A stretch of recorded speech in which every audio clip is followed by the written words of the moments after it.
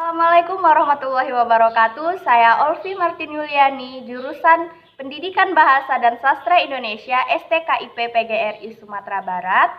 Dalam video kali ini, saya akan membuat rekaman video model pembelajaran menulis imajinatif pada materi teks anekdot kelas 10 tingkat SMA.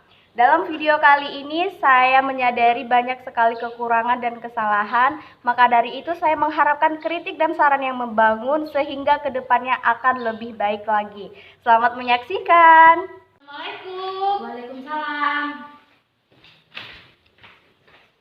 Silakan ketua kelas dipimpin doanya.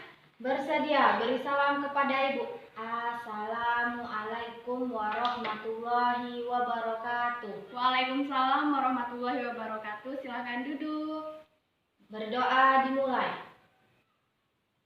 Berdoa selesai. Baik, apa kabar anak-anak Ibu semuanya? Semoga dalam keadaan sehat walafiat. Apakah sudah siap belajar dengan Ibu?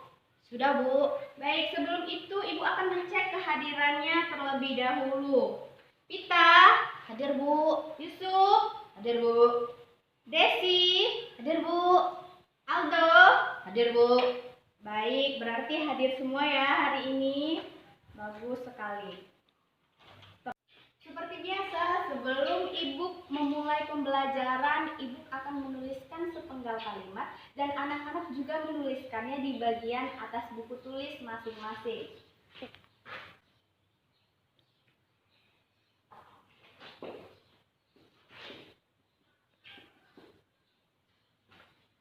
Calon orang-orang sukses akan menghargai siapapun yang berbicara di depan. Jadi, untuk anak-anak silahkan simak penjelasan dari Ibu supaya mengerti materi pada hari ini. Ibu akan membacakan sebuah teks, silahkan anak-anak semua disimak ya. Teks ini berjudul Dosen yang juga menjadi pejabat. Di kantin sebuah universitas, Udin dan Tono, dua orang mahasiswa sedang berbincang-bincang. Saya heran dengan dosen ilmu politik kalau mengajar selalu duduk, tidak pernah mau berdiri. Begitu saja kok diperhatikan sih, Ton? Ya, Udin tahu sebabnya. Barangkali saja beliau capek atau kakinya tidak kuat berdiri. Bukan itu sebabnya, Din. Sebab dia juga seorang pejabat. Loh, apa hubungannya? Ya kalau dia berdiri, takut kursinya diduduki orang lain. Nah, dari teks yang sudah Ibu bacakan tadi, apakah anak-anak semua ada yang bisa menebak apa materi kita pada hari ini? Ada, Bu. Silakan Vita. Teks anekdot, Bu. Oke, kita bungkus dulu. Apakah ada lagi? Ada, Bu. Silakan Yusuf. Sama, Bu, tentang teks anekdot. Ya, benar. Anak-anak Ibu semua pintar dan bisa menebak bahwa materi kita pada hari ini tentang menciptakan kembali teks anekdot dengan memperhatikan struktur dan aspek kebahasaannya.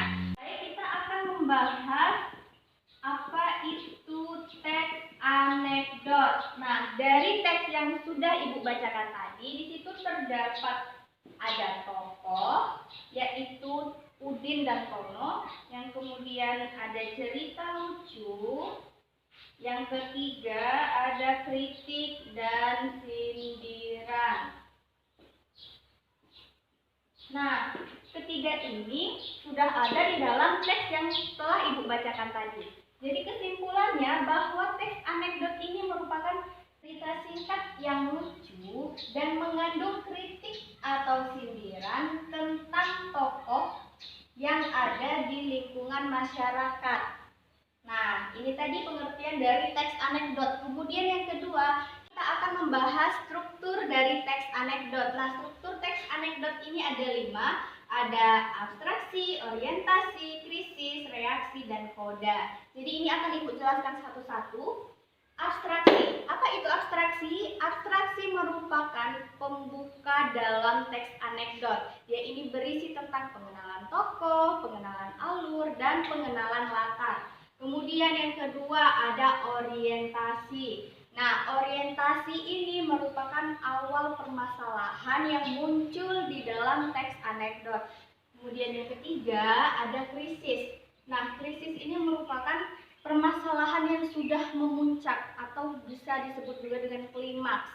Kemudian yang keempat itu ada reaksi, yang mana reaksi ini merupakan solusi atau penyelesaian masalah yang ada di dalam teks anekdot tadi. Kemudian yang kelima ada koda. Koda ini merupakan penutup teks anekdot. Nah, penutup ini terdiri atas kesimpulan, amanat dalam teks anekdot. Yang ketiga, Ibu akan menjelaskan kaidah kebahasaan teks anekdot. Yang pertama ini ada partisipan. Partisipan ini merupakan tokoh atau pelaku yang ada di dalam teks anekdot. Nah, dari teks yang Ibu bacakan tadi, contohnya seperti Udin dan Tono. Kemudian yang kedua, kalimat masa lalu. Apa sih kalimat masa lalu ini? Kalimat masa lalu merupakan kalimat yang kejadiannya itu sudah terlampau. Misalnya yang ada di dalam teks yang sudah Ibu bacakan tadi, begitu saja kau perhatikan sih Ton. Nah, ini merupakan contoh dari kalimat masa lalu. Kemudian yang ketiga ada kalimat tanya retoris. Apa itu kalimat tanya retoris? Kalimat tanya retoris merupakan kalimat yang tidak membutuhkan jawaban.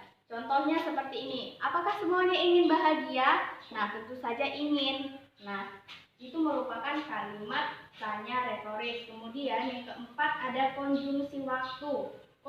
Konjungsi waktu ini merupakan kata hubung waktu.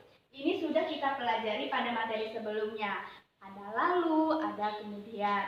Nah, kemudian yang kelima ada konjungsi sebab akibat. Contohnya seperti sebabnya, akibatnya, karena.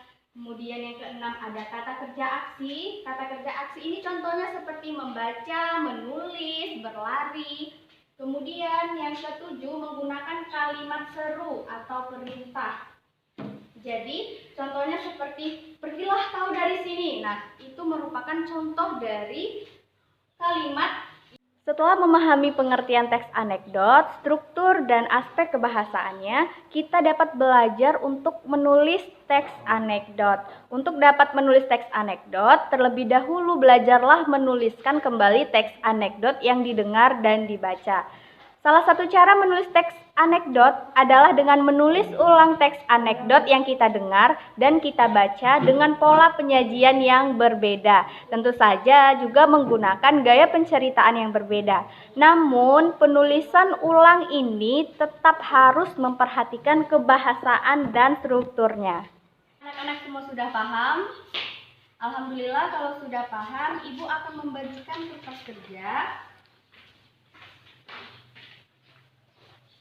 Nah, nanti Ibu akan berikan waktu 10 menit kepada anak-anak untuk menulis teks anekdot berdasarkan kreasi anak-anak sendiri. Jadi silakan tulis di kertas kerja yang sudah Ibu bagikan. Ibu kasih waktu 10 menit ya.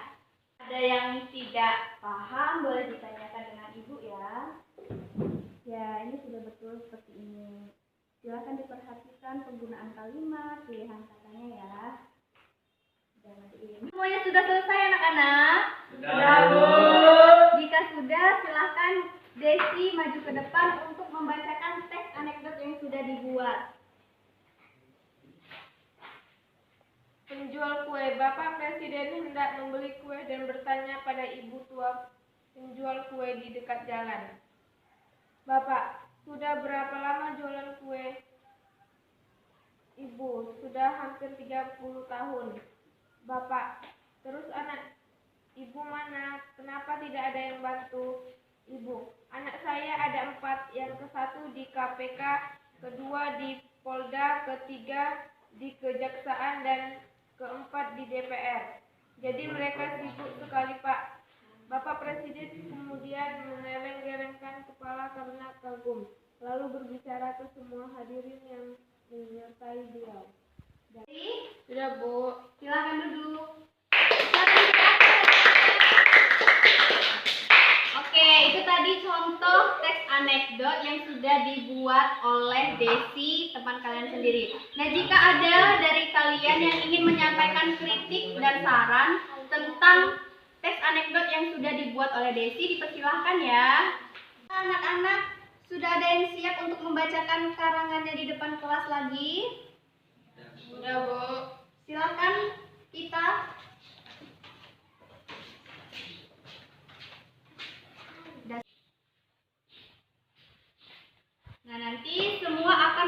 giliran untuk membacakan karangannya di depan kelas. Nanti akan Ibu tunjuk satu persatu ya. Dan sudah mendapat giliran untuk membacakan karangannya di depan kelas. Udah, Bu. Baik, jika sudah, setelah Ibu perhatikan tadi, anak-anak sudah bagus ya teks anekdotnya. Hanya saja anak-anak semua harus lebih memperhatikan tanda bacanya, kemudian memilih pilihan kata yang tepat, serta bagaimana menggunakan konjungsi yang baik antar kalimatnya. Oke, semuanya sudah bagus ya. Setelah Ibu lihat, berarti anak-anak Ibu semua sudah bisa untuk membuat karangan dengan kreasinya sendiri, kemudian dengan daya ciptanya sendiri, dengan kreativitasnya sendiri. Anak-anak Ibu semua cukup kreatif ya dalam membuat teks anekdotnya. Jadi kesimpulan kita pada hari ini, bagaimana sih cara membuat teks anekdot yang baik dan benar itu?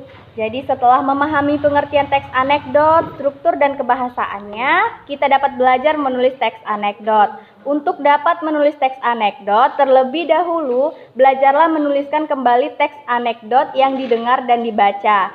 Salah satu cara menulis teks anekdot itu adalah dengan menulis ulang teks anekdot yang kita dengar dan kita baca dengan pola penyajian berbeda. Nah, tentu saja juga menggunakan gaya penceritaan yang berbeda.